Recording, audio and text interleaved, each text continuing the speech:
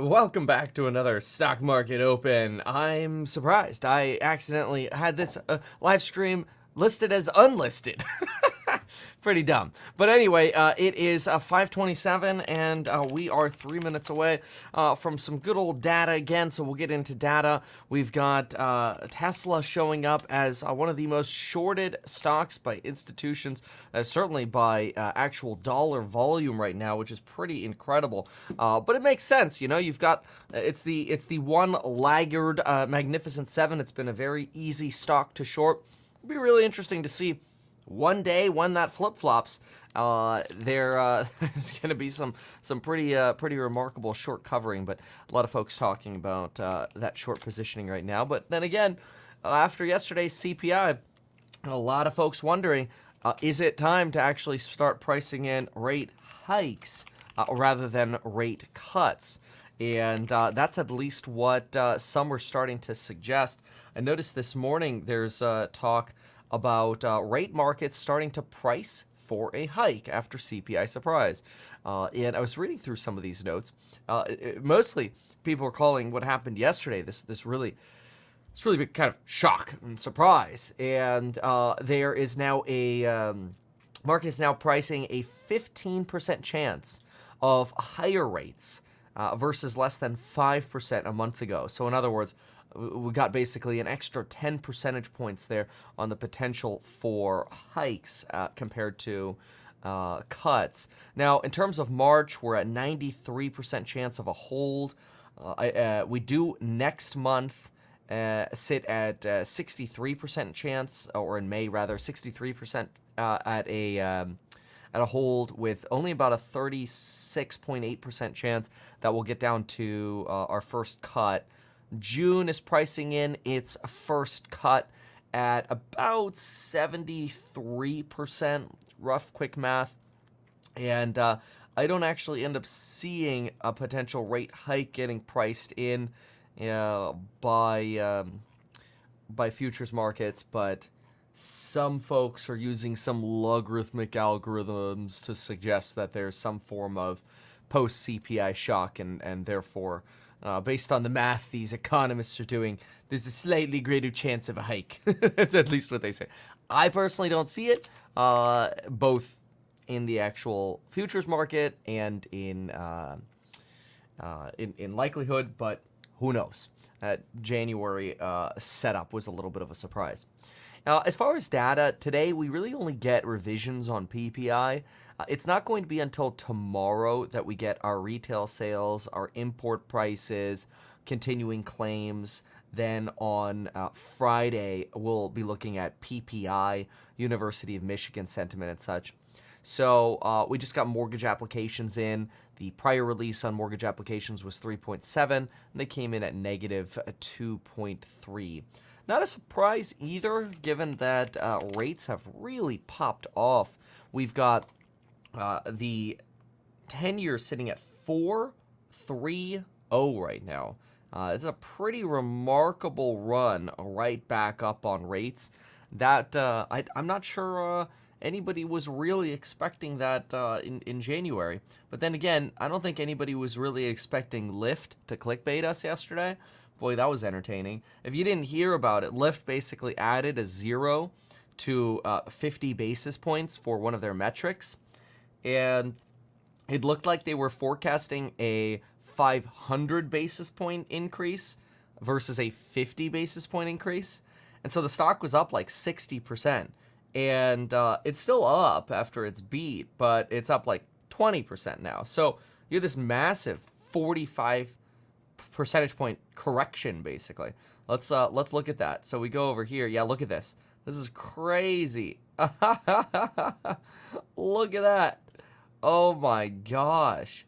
So this is obviously here we had earnings. Here's your skyrocketing of Lyft after earnings. And the prompt crashola almost gave up all of it. The fact that it even held on to the 20% is still impressive. But yeah, that was pretty wild. So let's take a look at the actual numbers we got here. So we can see a little bit about what's going on. We also have Bitcoin. Look at this, folks. Bitcoin's really trying to push for the breakout. We're at 51.7 right now. 51.7. This is a big moment here because the next stop is 57.580. 57.580 is the next stop. Okay, let's see. Okay. Cool.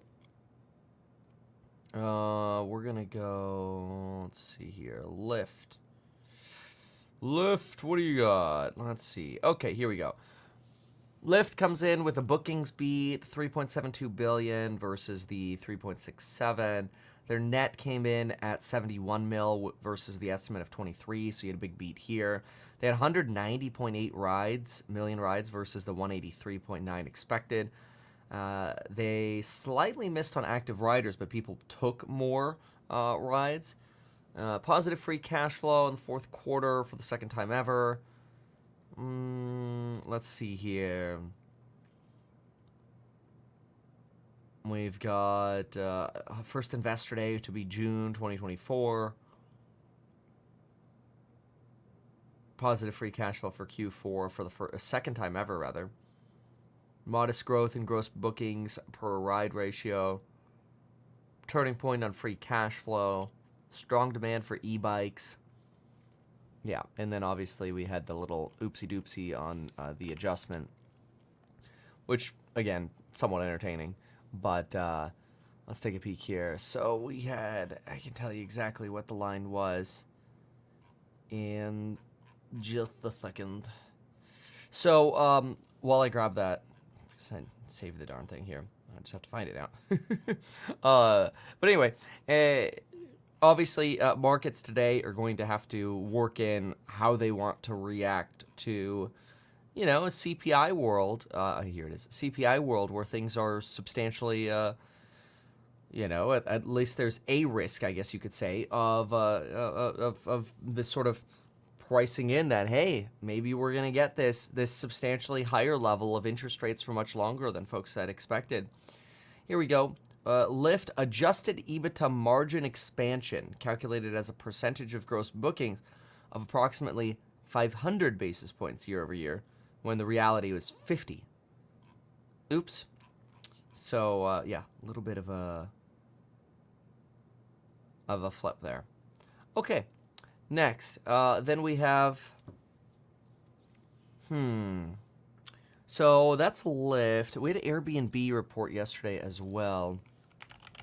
Let's take a look at their earnings quickly. So Airbnb's numbers yesterday, they're going to buy back $6 billion of common stock. It's incredible. Their forecast Q1 revenue, 2.05 bill is a beat over the 2.02. That's pretty good. Q4 rev 222 versus the estimate of 216. EBITDA margin 33 versus the 29. So very good. That's a pretty big buyback. And topped estimates there. Very good. Yesterday we looked at their earnings report in the Course Member Live and their last earnings report. We were actually very impressed. It was a very good earnings report. But look at that. Stock's down 4%. This is how interesting. On the minute chart, it's almost bobbing between these two levels here. But yeah, we were I'm surprised. This is a stock that, if we zoom out, sort of, you know, mid-range on the recovery of your fibs. But the company's great in terms of producing cash flow, and their margin and numbers have just gotten better and better and better. Yeah, I haven't gone through all of the numbers of yesterday's report yet, but when we looked at the prior report, they've got some impressive growth. So good for them. I'm surprised the stock's actually down on that, but oh well, that's the stock market for you. So Jeff Bezos is out like $4 billion now of Amazon stock, so he keeps selling. Sell. Then we've got Enphase sitting at, what do we got Enphase here at 2.24. Trade Desk 199 on the up here in pre-market. Yesterday, Trade Desk lost about 131. Apple slightly positive, sitting at 185. The Qs had a nice little heart attack yesterday, down 1.56%. So did Tesla, down 2%. It's really bobbing along the bottom over here. Boy, it's sort of like your bargain basement stock right now. Just easy to short, easy to hate on. It's the interest rates going up. It kind of makes sense, but yeah, Hazeltree just did a crowdedness score of shorts. So this is your like the level of short according to Hazeltree, and they rank large cap shorts on a scale of 1 to 99. Tesla's at 99, most shorted right now, which is crazy. Yeah, and then you've got Chevron, 94. Apple's actually up at 84. AMD, 77. Ford, 74. Enphase is up there, 72. Yep, makes sense. Those have all been very good shorts over the last year and a half. One day, the shorts will be wrong. But, yeah, in the meantime, it's a wait. If you didn't hear, I thought this was very interesting. NVIDIA released basically a chat bot that you could run on RTX, your GeForce graphics card, essentially. And it can summarize search documents across your PCs, files, or YouTube videos, playlist, whatever. I haven't used it yet, but I'm excited to. I find it very interesting. I also don't know if it's actually out yet. I know it's been announced, so I'll have to figure out when it comes out. We'll figure that out right now. But anyway, I think that's very interesting. And it's always led me to wonder, people were like, oh, should we be investing in GPT at $90 billion? I'm like, or OpenAI. I'm like, no. That's my opinion. I think there's a big risk to basically everybody just making their own LLM, and then your moat gets hurt. I mean, you've seen how quickly even Elon's been able to run an LLM up. Now, certainly it's not to the level of GPT, but still. Chat with RTX is now free to download. Is a tech demo that lets users personalize a chatbot for their own content. This is straight from the NVIDIA website here. Chat with RTX. I'm going to download it right now. Hey, maybe we'll crash something here, but who cares? Let's try. So I'll let you know when that finishes downloading.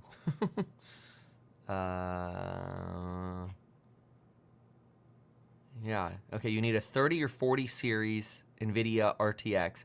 So this is a great way for them to start trying to push those GeForce downloads again. Big thing that we found is you've got sort of the slowdown in new PC adoption after COVID, right? Everybody bought a new PC during COVID. Oh, yeah. Oh, wow. It's 35 gigabytes. That's a big old file. That's crazy.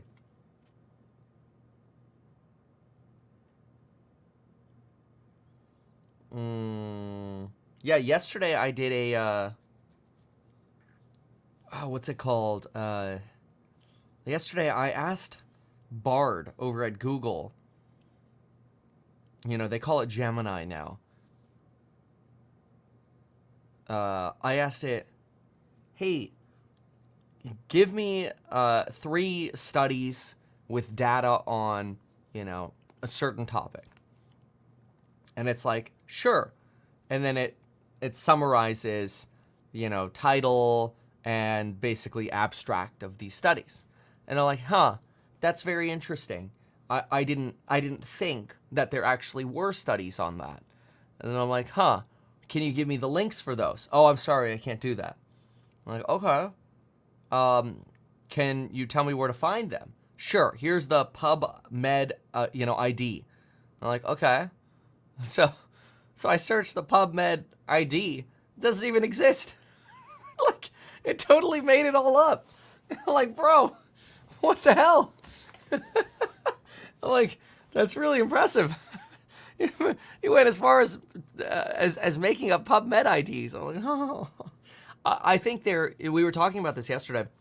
There is a risk that at some point, a a company like Nvidia, for example, is going to indicate that, the crazy earnings growth is starting to slow, possibly as supply catches up. Like, I'm not saying that people are going to stop buying AI chips, but at some point, supply is going to catch up. When supply catches up, the mega demand will not be as urgent anymore. And so I think sales will eventually fall. It's going to happen. We just don't know when. And, you're going to normalize on growth. And I'm really concerned about what that's going to look like for, well, frankly, the longer term future of all of the AI and chip relateds. So it's going to be very interesting. When that happens, I don't know.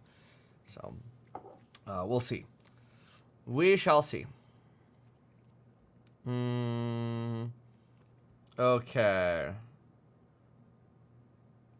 Wasn't there a story on how Google is faking Gemini performance? I haven't seen that. It wouldn't surprise me. Where's Kathy Wood's disinflation? Well, I think what's very frustrating for that is the CPI report. It heavily weighs things that do have substantial lags. So declines in rent are taking a lot longer to show up in CPI than folks had expected, myself included. It's taking forever, and we are seeing rents decline.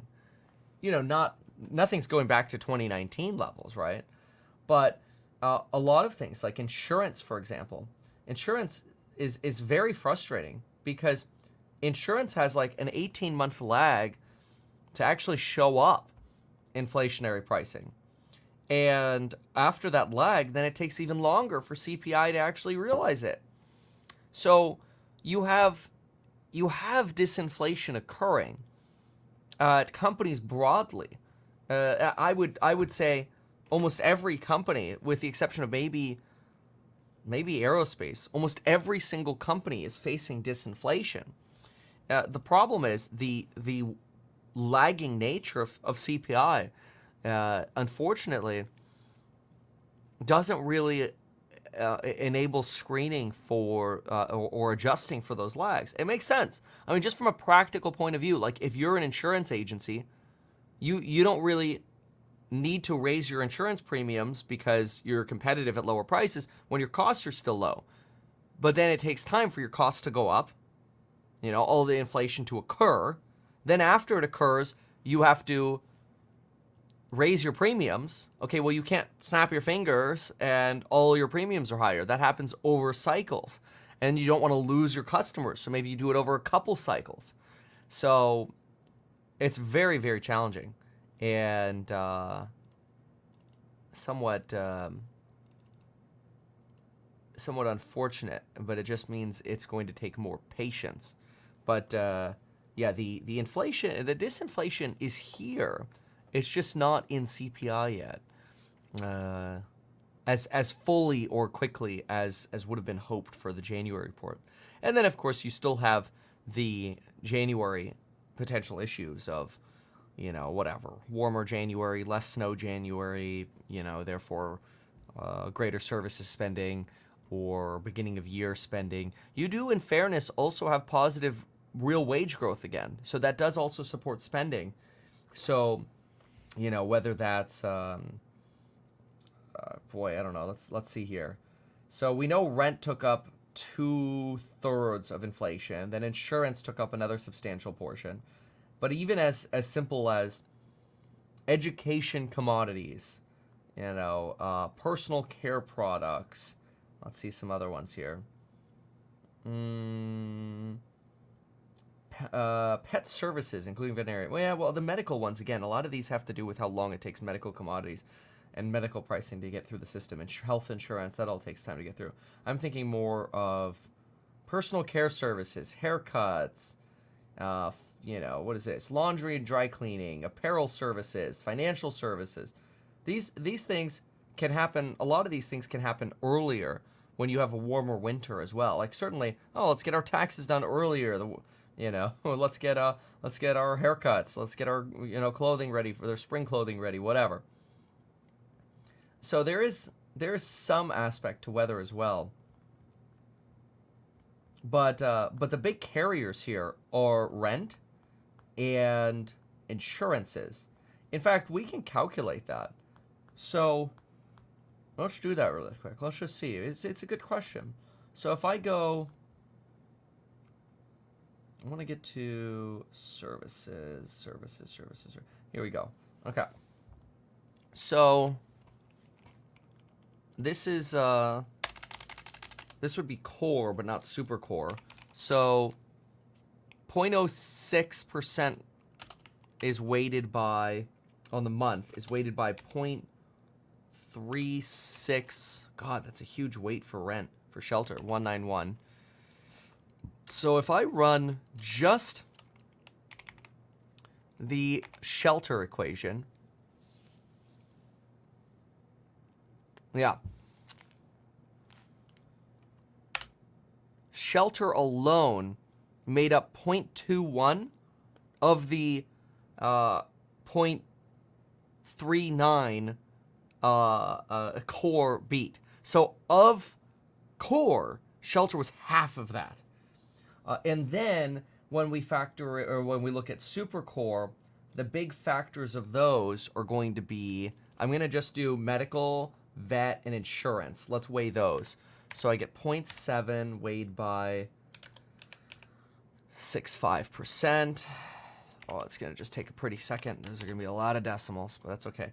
So that's medical care services. That already includes health insurance, hospital-related services. Perfect. I'll leave out, and then I'll throw in motor vehicle insurance. So that's going to be 1.4 weighted by 2794. Okay. Plus, so now I have motor vehicle insurance. Excuse me. And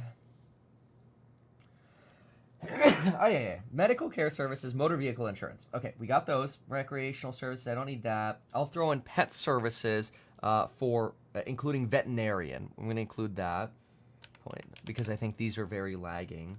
That's just my opinion, of course. The weight is a little less than that. It's 0.5% times 0.9.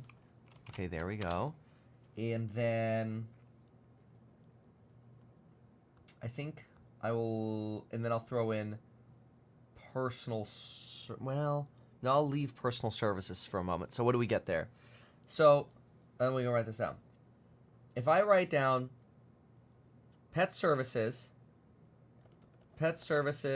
plus motor vehicle insurance, including vet, and then medical care services. Let's just parse those. Medical care services. So if we just parse those for a moment,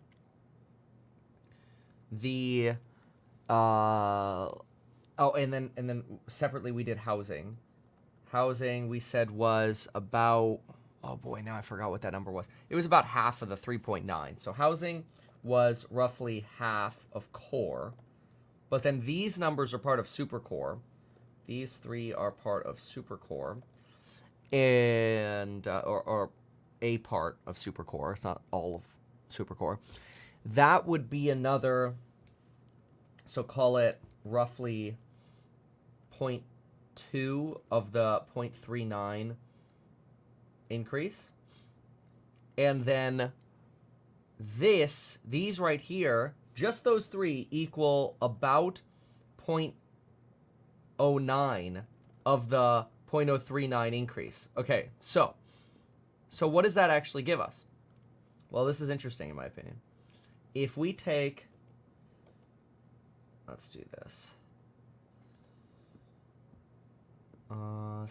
So 0.39 minus housing, vet services, vehicle insurance, and medical care services. Okay, you took all of those out, you'd be at about 0.1 on core, right? Now, we don't want to say, oh, well, we're taking everything out, of course there's nothing left. That's not actually true, because if we look at what else we have, we left all personal care services in there. Haircuts, miscellaneous personal services, legal services, funeral expenses, financial services, all that's in there. Postage and deliveries in there, telephone services, education services, all of that's in there. Recreational services, photography. We left all this whole recreation sector's in there. Public transportation's in there. Motor vehicle fees are in there. Motor vehicle repair, body work, maintenance, car and truck rental, leased cars and trucks. This part we took. We did use medical care services. Household operations we left in there. Utilities we left in there. And then we start getting into goods. So we left a lot in there. But the point of doing this isn't to say, oh, there's no inflation. It's to say that where this report is hot is very concentrated on things that do lag, A, lag, and B, are hard to measure. A, lag, B, hard to measure. So I think that's actually somewhat interesting. Yeah, somewhat interesting. What's wrong with leaving everything in there? There's nothing wrong with leaving everything in there. The problem is it doesn't necessarily give you the best insight of what's causing change, right? So the reason for looking at different categories in the first place is to say, okay, well, just because things change with OPEC or oil supplies, does that mean we have disinflation? No, of course not. Because oil prices could be plummeting and dragging down CPI theoretically negative, and you can still have rapid inflation. So that's very unhealthy to leave everything in there. Then when you look at core, you go, okay, well, how do we look at rent data? Well, rent data lags about 18 months. Okay, well, what's actually happening today with rent data? Well, rents are falling in a lot of markets. Rents, yeah, they've gone up like 30% since 2019, but they've already fallen maybe 10% in many markets. And so when you're looking at buying properties, you have to factor in rent declines. And so that's forward-looking data, right? As a real estate investor, what we're doing with HouseHack is we're forward-looking and pre-pricing in rate or rent cuts because we see what's happening. That's forward-looking. We're trying to look forward 18 months. And then there's reality of what today is. And then there's what the CPI is doing, which is looking backwards 18 months. So, that's, you can't, no, Dustin the Wind, it's not called cherry picking. It's called understanding where the warmth is left. That's what it is. So when you can actually look at, okay, well, what's the underlying driver of the issue, then it becomes a lot easier to understand what's going on. So let's see here. Peter Schiff. I think Peter's great. I think he's got really great arguments. I'm not, I'm not a big commodities kind of guy. But yeah, let's see here.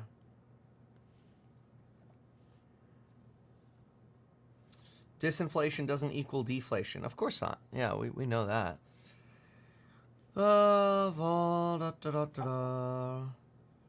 Let's see here. He's untied. Oh, thanks. Well, so this is also, you have to be careful when people say stuff like this. Redline, you're welcome to respond to what I'm about to say. But I'm just going to be real. There are a lot of people who have owned real estate for a very long time. And their rents are actually probably under market value compared to how much rents have gone up. And so, it's easy to say, oh, well, I'm just raising rents. Yeah, good for you if you've owned your buildings for 10 years, right? Or 20 years or 30 years. Your rents are probably under market. And so, of course, you're going to raise rents. That's usually what landlords do is over time, you just raise the rent a little bit, a little bit. That way you don't get vacancy, you don't get too much turnover, you're not like shock and awing your building and turning the whole building because that's a disaster. And so, yeah, actual market rents may be way higher than where you are, but you choose as a landlord to have a more stable building, so you raise rents a little slower. That doesn't mean, like, just because you're saying you're raising rents doesn't mean rents are magically going up everywhere because they're not. So, that's, we call that an anecdote versus market data.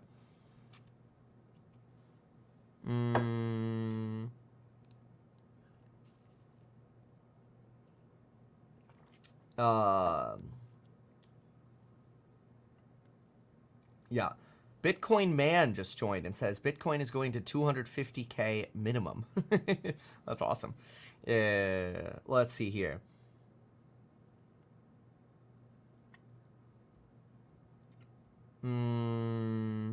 Oh, what's up, Investment Joy? Oh, yeah, today's Valentine's Day. What's up? Bitcoin to 1 million in 2030. Very interesting. Yeah. So Bitcoin is rallying today. Let's take a peek at it again here. BTC USD. Yeah. How will inflation go down with higher wages and Wall Street demanding year-over-year profit growth? Yeah, well, profit growth can come from revenue growth. It can come from, which could be unit volume, right? So more units, you could be selling more product or providing more services. That can give you profit growth. Yes, one of the ways you can have profit growth, profit growth is by raising prices, or you could cut costs. So you could lay people off. You can cut your R&D expenses, whatever. And ultimately, inflation is not driven by Wall Street's desire for a profit. Wall Street always has a desire for profit. Like, that doesn't change. The desire for more profit doesn't go away. The ability to attain that profit is what changes. And so that ability is not determined by the companies. It's determined by the marketplace. You could have the best idea ever, but if nobody buys it, is it really the best idea ever? The market says no. You say yes. So who's right? Well, the market is. The market's always right. That doesn't mean in every moment the market is right. In the long term, though, the market's right. And it will find where it's made its short-term mistakes over time. So, yeah. Anyway. Yeah, it is capitalism. That's exactly right. Sounds like capitalism. That's exactly right.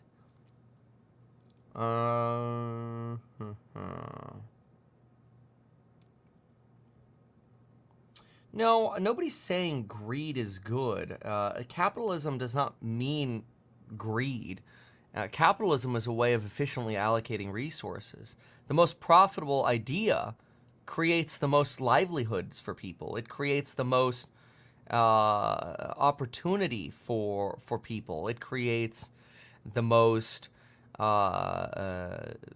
incentive for innovating. Without capitalism, you'd have no incentive to promote an idea.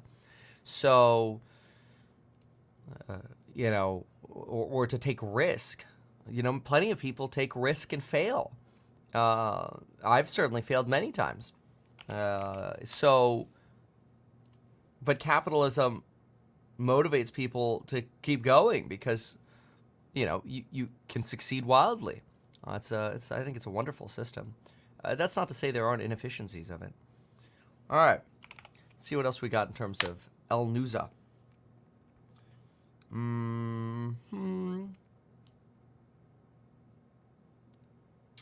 Yeah, we're almost at 52K, by the way.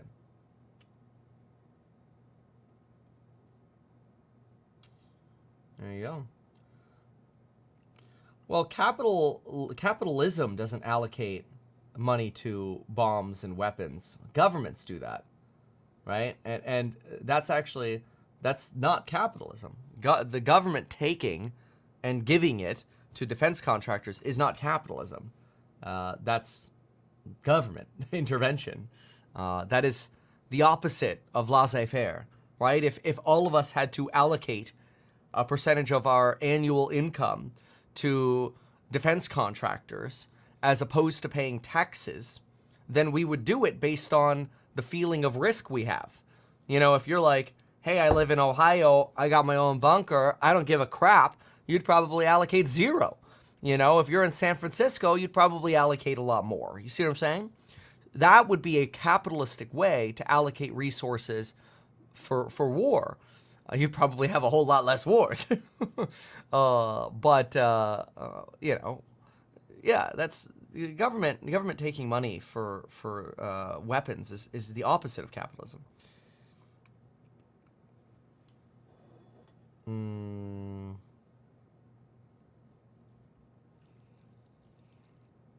He's what's up, Investment Joy? You got a bunker? I gotta come see it, man.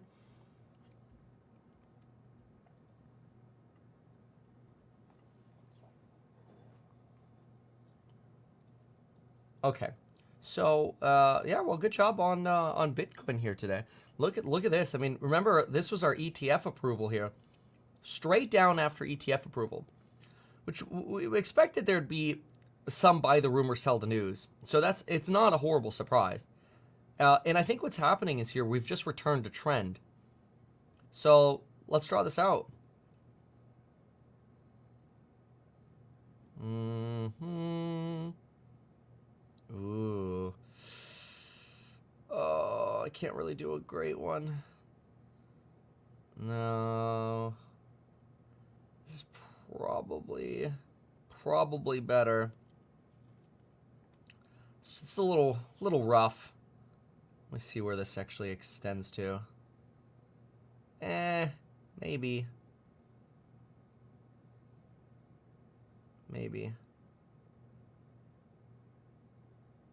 And then I've got a trend here from bottom. How interesting. Let's pull this one out a little more. Come here. Okay, let's try to hold that in place. Come on. No.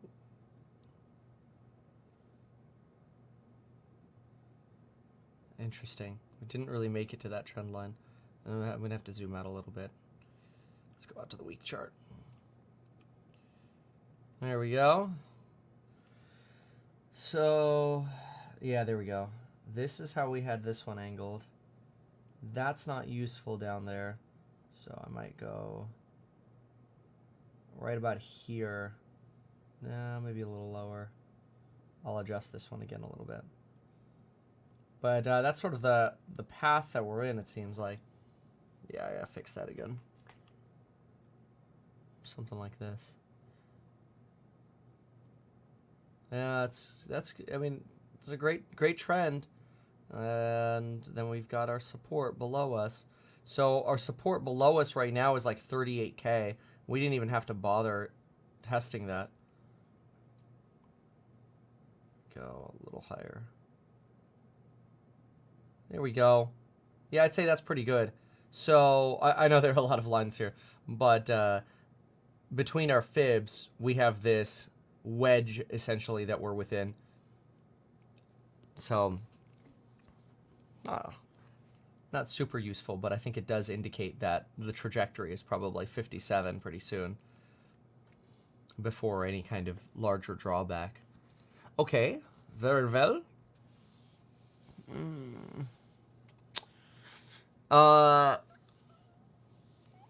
Okay, what else? Yeah, all right. Yeah, next level for Bitcoin seems to be 57.5. So, yeah. Is Househack not buying real estate with bunkers? You missing out. Man, that ain't Househack, that's Bunker Hack. Yeah. Now, I will say, you have to be, we're in a very interesting real estate market right now. There are very few good deals with single family at this moment. October, there were great deals everywhere when we started buying. November, still great deals to be had. Now, very dry for single family. And that's probably as we're waiting for a catch up with spring inventory, just because in December you get a lot of listings taken off the market or they sell. The issue now becomes multifamily. The distress in multifamily is insane.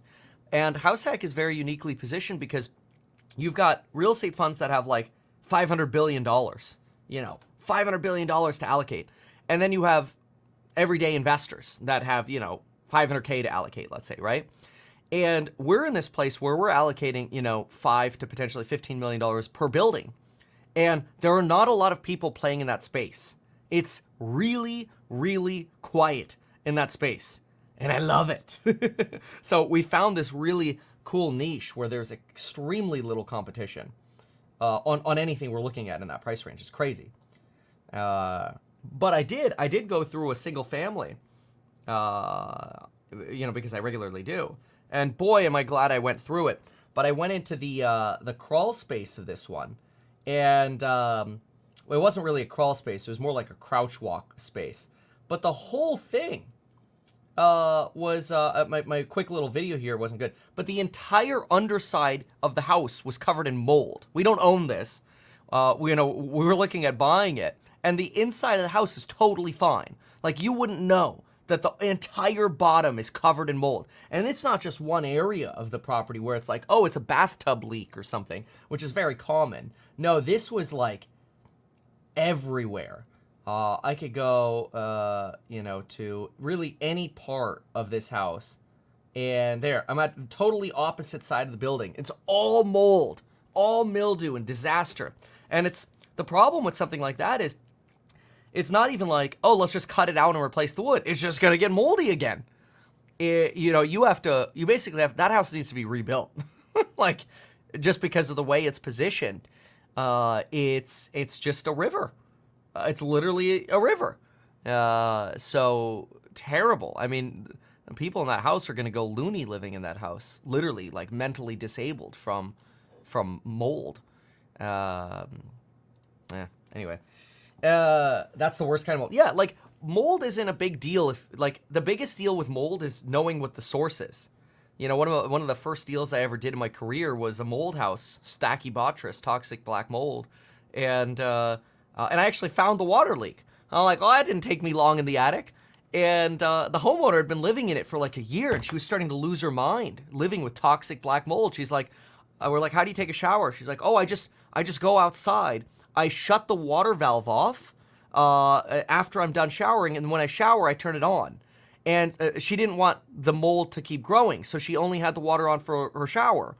But the problem was every time she did that, she fed the mold. And then when she turned the water off, the mold's like, crap, we're out of water, spread. And then it spores, and then it gets water again, and it just grows all the spores. So she was making the problem way worse. Like, go fix the freaking water leak. Once you fix the water leak, you're done. Then you just clean up the mold. But with that, you can't fix the water leak if the whole house is in a river because you're in a river. It's bad.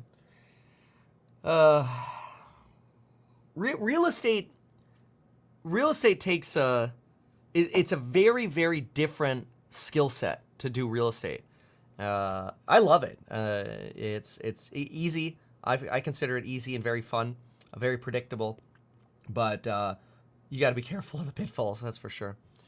So, okay. Which, by the way, I think we ran a poll the other day. There were a lot of you who were asking about HouseHack, and let me run a quick poll again, because, what was it? We were talking about this the other day, mostly because after our warrant expiration, we don't have a plan to fundraise again, but we're getting after I said that, we've gotten such inundation. Let me ask this question. Would you invest in a Reg D accredited round 40K min share in HouseHack? Not accredited. Yes, no. Okay, there we go. I run a poll. I'm running a poll there on House Hack. If you wouldn't mind, just give me an idea. Yeah. House Hack app at FINRA. No, there's no House Hack app at FINRA. Shouldn't be. That's interesting. But anyway, I love real estate and learn from you. Oh, well, thank you. They said having trouble hearing me. Is my volume just super low or something today? Yeah, actually, it doesn't look that high. Hold on. How's this? That's probably a lot better. Sorry. There we go. That's probably a lot better. There.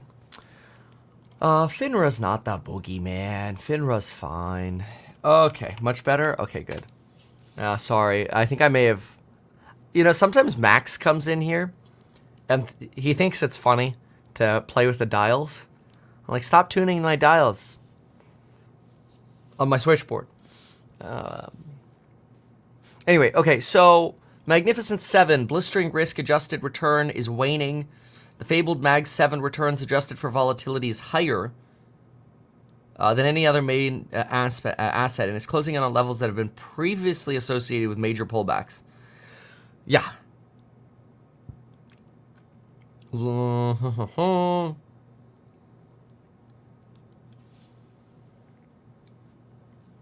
Let's see here.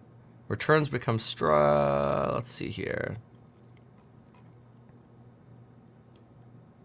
Oh, yeah, interesting. Stretched risk-adjusted returns often lead to pullback. Well, yeah.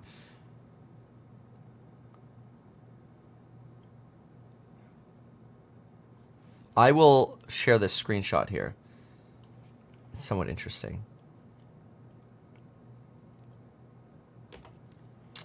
Okie dokie. Let's pull that image up because it's quite interesting. Okay.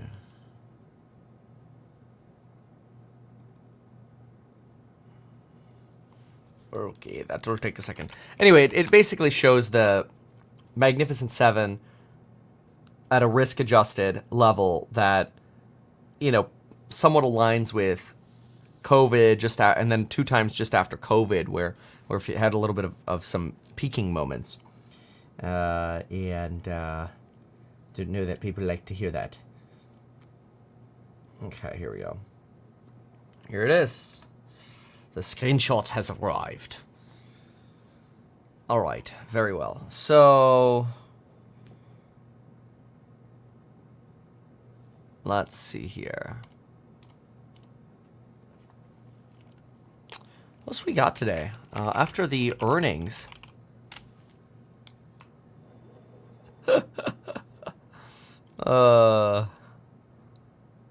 Funny comments. China's quietly reducing its reliance on foreign ships. Well, yeah, of course. This is from The Economist. That they're not quietly doing that. That's pretty blatant. You know, after they're getting squeezed by America. So I don't think that's a horrible surprise. Yeah, let's take a look at the yield curve too. Let's see, 10-2.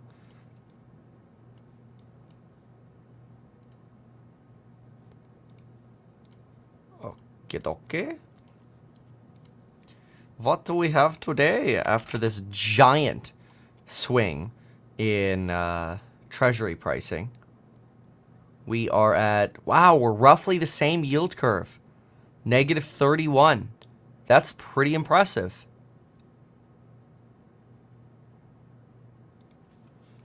That's really interesting. Yeah, so we're up at 4.31-ish on the 10-year. And then we go to the 2.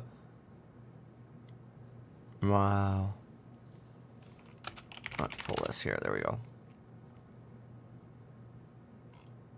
Oh my gosh. Why are you making it so challenging for me? Alright, I'll get to the bottom of it. There we go. 4.62. Wow. That's crazy. They've just skyrocketed higher. The 2-year there for a hot minute was down at 3.9. 3.9, 4. More like 4.1. 4.1 range is where we got in sort of January, February. And so we're up about half percentage point. It's a lot. All right, I think we had Goolsby. I was supposed to do some yapping this morning, so let's see if we have any comments on that. So this morning we have Powell says Fed digital currency needs Congress okay. Stablecoin bill needed. Yeah, that's probably the better way to do it than getting the Fed all politicized. No, nothing yet from Goolsby. Well, he's more of your dove anyway. We kind of feel like we know what he's going to say. Gold waiting for stars to align. Oh, no. Gold, that's another interesting thing. Gold's at, what are we at? Yeah, 2,000. Crazy. So, you know, it's given up. It was up at 2050 there for a bit. It's given that $50 up pretty quickly. All right. So, NVIDIA earnings are next week. Let's see. I think it's the 22nd. Or is it the 23rd? Let's find out. 21st. Oh, that's a week from today. So next Wednesday we'll have NVIDIA. I don't know. What's the consensus out here? As do y'all think they're gonna go poopsie doopsies? So I think that's very interesting.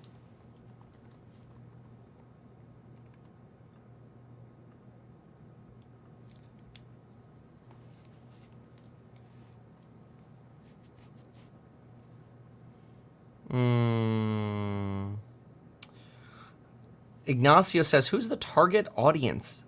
Target audience for house hack investors? Well, I mean, I think the folks, I mean, it's not financial advice, obviously, but probably looking at folks who are at a point in their life where they're looking to diversify.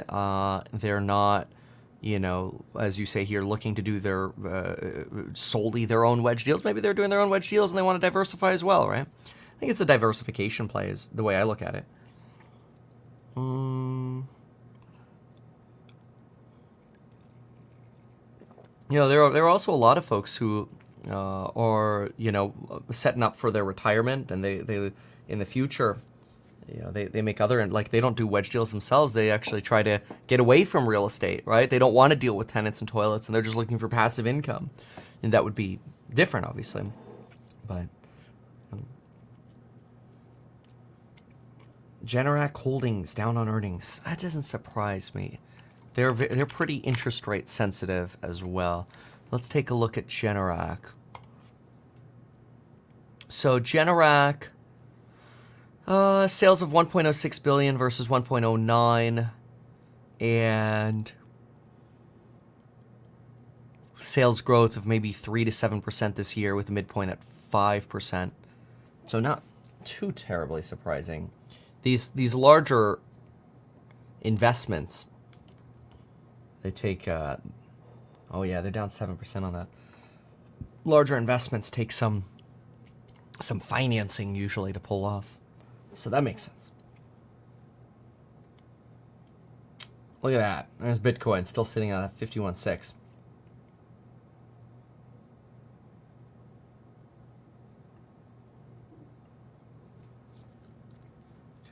Oh, interesting. Where did you see that?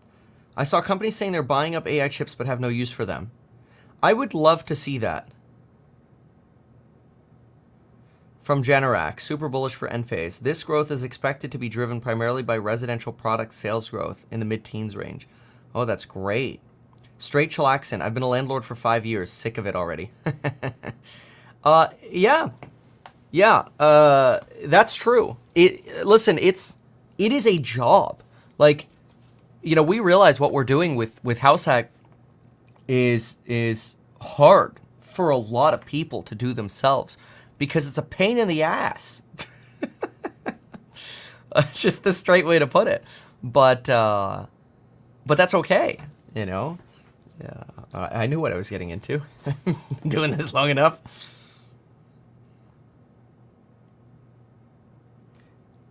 But yeah, I would love to hear this comment about this idea about companies buying AI chips and having no use for them.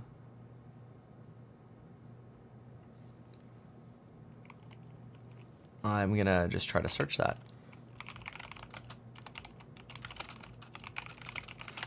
This is also sort of this like stockpiling mentality. This idea of, well, we need to upgrade to have it. I think there's a lot of, you know, potentially there are probably a lot of companies that have to advertise that they have the latest and greatest chips, like AWS. Oh yeah, of course we have the latest H100s or whatever, even if most people don't actually need them. It's an idea. So companies are FOMO on AI chips. There you go. H200s now. Yeah, did they already? Are they actively selling the H200? Notify me when the product becomes available.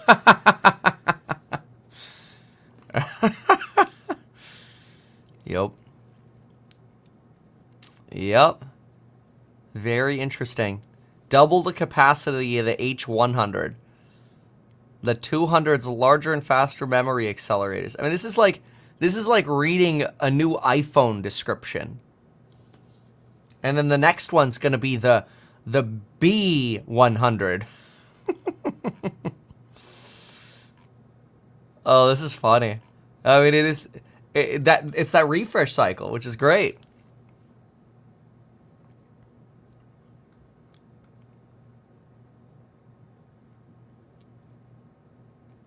Yeah, we'll probably live stream NVIDIA earnings next week. I think it'll be quite entertaining.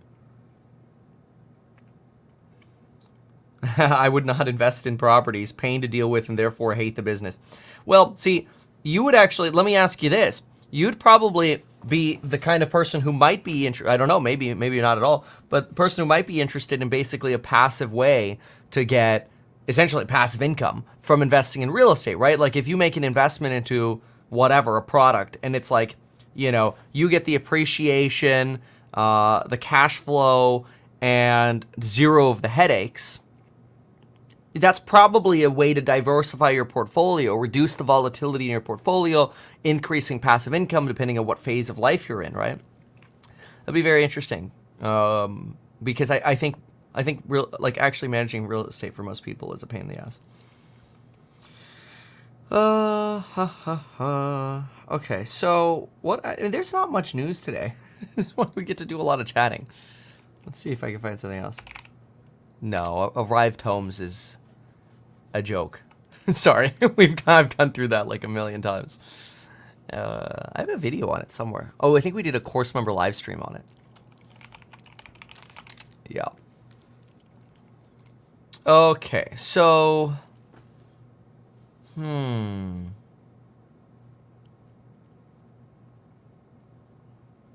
first there was transitory, now comes Okay. The numbers were too hot to handle. Goldilocks should be careful she doesn't burn her lips. After startling inflation report for January, it's plain that her porridge isn't too cold, at least not yet. But it might very well still be too hot. Gosh, these comparisons are hilarious.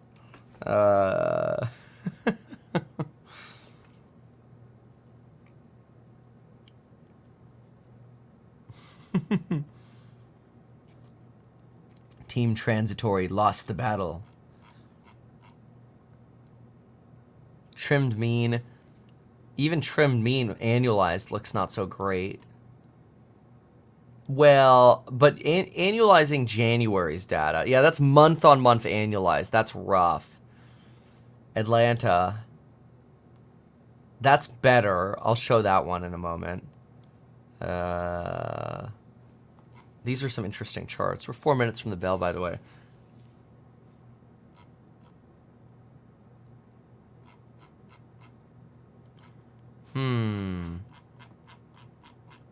Okay.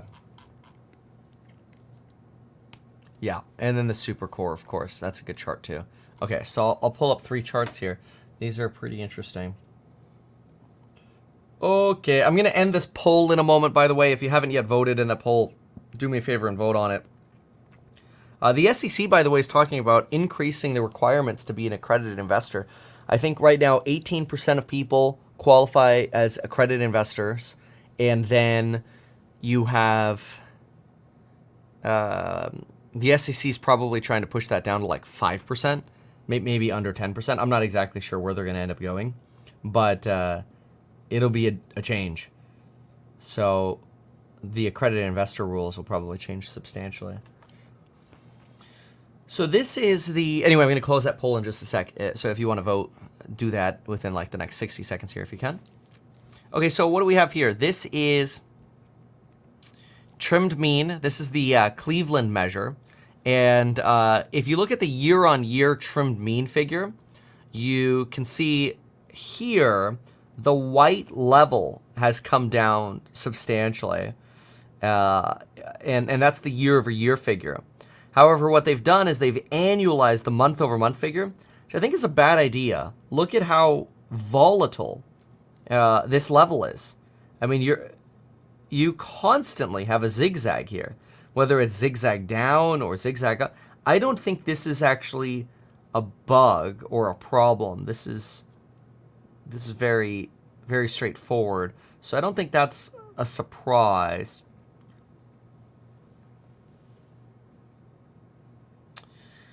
Sticky price inflation has halted its decline. This would be, they're basically talking about this shelf that's occurring right here, this flattening. This is more concerning, but then again, this does happen over time. I mean, we could see plenty of periods of time where you pause before falling again, like even right here. But yeah, that's going to be a concern to Powell, Powie Wowie. And then, of course, the super core, which we were calculating earlier, especially those insurances ticking up again a little bit here, but not uncommon to have moves like this. So no, I don't think they're necessarily horrible, but yeah. Okay, let's prep here for the bail, and let's see what they're yapping about. I'm going to close the poll now. Well, that's what I'm saying. And maybe put a few plants behind him, and we really got it there. But, you know, he has this robotic way oftentimes of speaking, but not now. He's been freed. Yeah. It's incredible. Like a normal person. That is that's not his digital twin, right? That's him. I think it was effective. I think it was effective. People will watch it, and it was interesting to listen to. I mean, dare I say, Carl, that there was enough, I'd say, sardonic, but not cynical attitude that made it fun to watch. Do you agree Oh, that the Vision Pro is not as good? I happen to love the Vision Pro. Yeah. I think that the Meta Quest is very good. Here's the way I look at it. I would say that that was Zuck's review of the Vision Pro. That's funny. Look at that. We're like 90% green there. Yeah, the poll, by the way, is very interesting. 1,000 of y'all voted, and 200 of y'all said you'd invest, which is very interesting because we just have a sample set here of, 4,000 watchers right now. The first time we raised Reg D, we had 423 investors. So that's already like half more the first time we raised. So that's those numbers are actually very, very good. That's actually very impressive. So okay, let's thank you for contributing to the poll. I appreciate you, and stay tuned. I still have to convince people that we should actually do a Reg D again, but we'll see. Okay, so Generac down 9%, Bitcoin almost at 52,000. Airbnb's down about 3, Generac's down 9, Enphase up 224. I want to see how the actual sticks are moving here in the AM. Both directions right here. You've got, let's see here. Let's see. That's 2 point. Yeah, this is not even moving at all. That makes sense. I want to see. QQQ. Oh, look at those Qs. Wow, that's pretty good. 0.73. I mean, a straight candlestick here. What's driving that? Oh, it's Nvidia again. Of course it is. Oh, that's really interesting. Yeah, it's not Apple. Apple's going down. And then you have Meta, which they're up a couple percent here. We've got Tesla sitting only about, what, 80 basis points. Super Micro, again.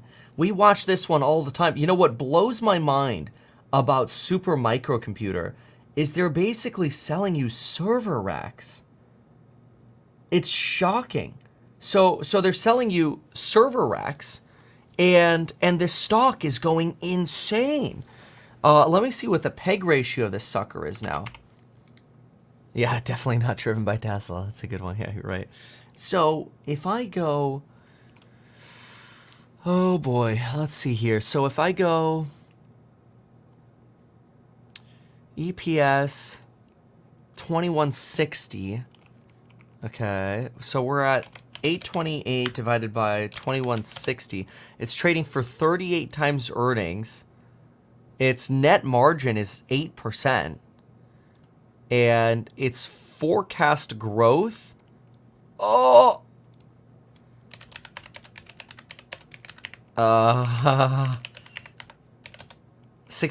a year. Yeah, so it's at a 2.4 peg. I guess that's not that horrible. But, I don't know. We'll see. One day this AI, what's it called? The AI growth is going to hit a wall. And I'm really, I've got a lot of chip exposure. So don't get me wrong. Like, I've really enjoyed these runs. But some of these numbers are almost ludicrous. So we'll see. Okay, let's see what else is moving. Yeah, Taiwan Semi. Even Taiwan Semi at 130. I'm like, man, okay, starting to get a little expensive here. Goodness gracious. I don't know. I don't think people know what SMCI is either. I think most of it is just like, it's gone up, buy it. You know, that's the sort of momentum that you get that creates euphoria. And euphoria is, you know, good until it's not. I don't think it's a fundamental investment anymore at this point.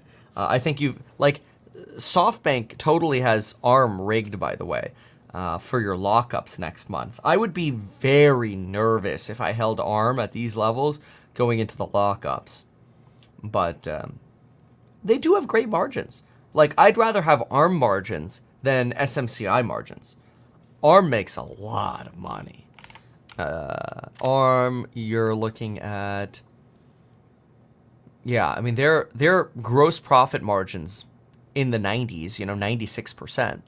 And then they bring like 40% to the bottom line. They're like a Microsoft in terms of what they bring to the bottom line. Microsoft's another one that just has insane margins. Okay, let's see what the largest movers and losers are. So Coinbase is up 8%, Lyft up 28%, Bitcoin up 5%, Nvidia's over here at like 2-ish%.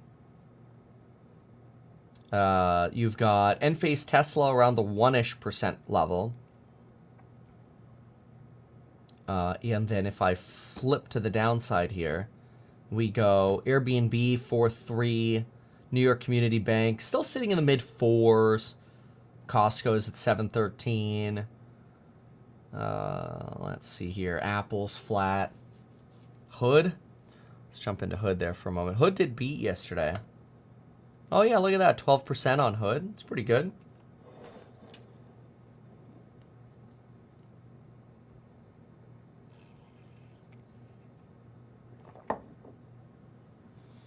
Yeah, I do think it would make sense for certain folks to consider rotating out of some chips. Or at least the level of exposure, I think would be... It's tough though, you know, like how do you... Like, watch, you know, there are two things that'll happen. You'll get NVIDIA. I think NVIDIA earnings are the moment. So you're going to get NVIDIA earnings next week. And remember what happened the last time. They beat and fell a good chunk. Let's actually see if we can see the chart. I don't remember how much they fell. Obviously, they've recovered a lot since then. A lot, because it was like 450 or whatever they fell to. Yeah, here, look at that. Here's where you had earnings. Let's go to the normal candlesticks.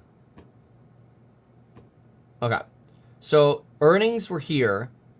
The stock's down 2.46%, followed by 1.93, up about 1, down another 1. But anyway, you see the downtrend, right? So on the day of earnings, we're at 500. And then, you know, within about a week after, is that about a week after? Yeah, it's about 10 to 15 days after, you're down at what is this? Close of 455. And you kind of bob around below that level there of 480, sort of bob below that. So is it, and that was on keep in mind, doesn't seem like it's bad out of context, right? Just looking at this, it's like, oh, that's not that bad. Okay, cool. It shaved off, $30 or whatever. Big deal. But you have to think they mega beat. They massively beat. So now the question is, are they going to massively beat again? And is that beat going to be enough to keep the euphoria going? That's where the big question is.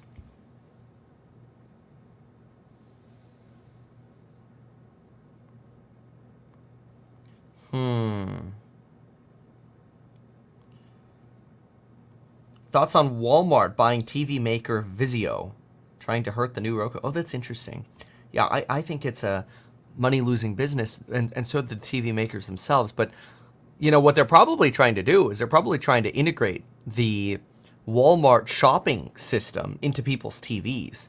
I personally think it's a pain in the butt to, shop from a TV. I like a mouse and keyboard, but whatever. Yeah. NVIDIA 2025 earnings expecting almost $100 billion of revenue. Let me take a look at that. Yes, $95 billion. Yeah. So, and then 111, 128. Yeah, so the growth rate is expected to really, you're expecting this growth to continue through about January of 2025. And then you're going to expect to hit this wall and get to 20% growth again. But you'll have to have adjusted up. So, some of the valuation increase in NVIDIA is totally reasonable. My target was $600 to $700. I didn't think it would do that in 5 weeks from where we were at 480. But look at it. It's perfect on the Fibonacci's. It was meant to be. Anyway, stay tuned for more updates on the House Hack YouTube channel. I gotta go to the bathroom, so I'm going to push the button. Even though I'm a licensed financial advisor, real estate broker, and becoming a stockbroker, this video is neither personalized financial advice nor real estate advice for you. It is not tax, legal, or otherwise personalized advice tailored to you. This video provides generalized perspective, information, and commentary. Any third-party content I show should not be deemed endorsed by me. This video is not and shall never be deemed reasonably sufficient information for the purpose of evaluating a security or investment decision. Any links or promoted products are either paid affiliations or products or services which we may benefit from. I personally operate and actively manage ETF and hold long positions in various securities, potentially including those mentioned in this video. However, I have no relationship to any issuers other than House Hack, nor am I presently acting as a market maker. All right. So, there you have it. Oh yeah, the stock market's closed Monday for President's Day. Everything's closed Monday. Anyway, quick look here, BTC. Yep, still on across 52. We'll watch it. Lift up quite a bit now. Look at that, 31. Trade desk down a third. No. Enphase up just about 1%, and Tesla's barely green. And there you have it. Thanks, folks. See you tomorrow. Bye.